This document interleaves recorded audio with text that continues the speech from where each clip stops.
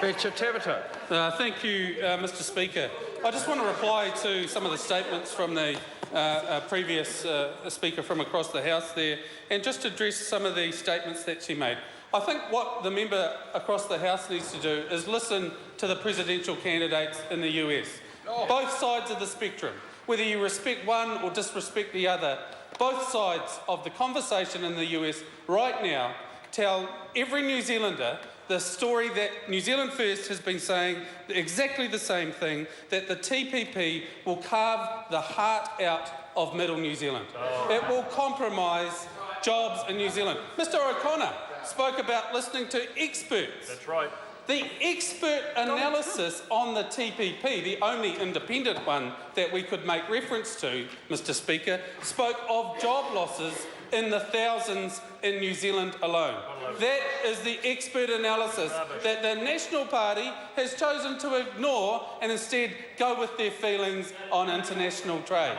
If it was a conversation about just trade and tariff removals, New Zealand First would be on board.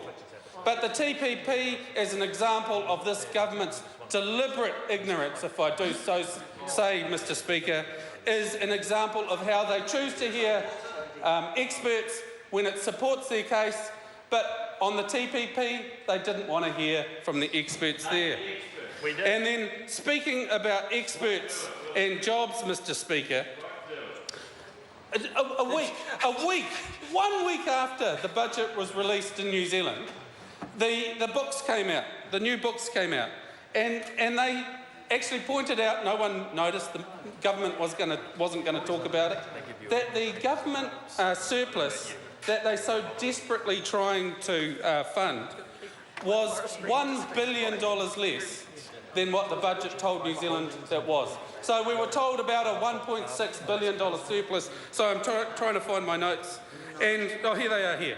And then a week later, Mr Speaker, we're told actually that the surplus was less than it was the budget before. Wrong note. So it just keeps going backwards for this national government.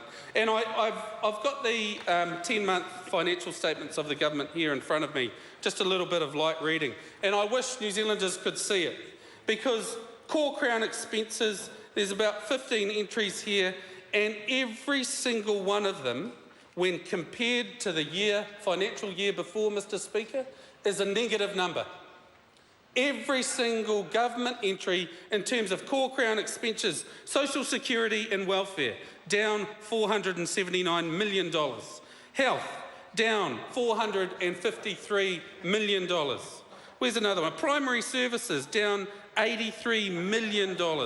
It's just a litany of a story that this national government wants the public of New Zealand to believe about how the Minister of Finance is this wonderful manager of our money, and yet they're cutting money from every core Crown service. So bear that in mind. They're cutting money from every aspect of the budget. At the same time, this government's debt is spiralling out of control. They inherited either $0 or $8 billion from the Labor Party nine years ago when they came in. Now we're talking in excess of $80 to $90 billion of debt. That is the legacy of this National Party, Mr Speaker. That is what they are achieving. And I say to the New Zealanders listening today, you are getting everything that the National Party promised.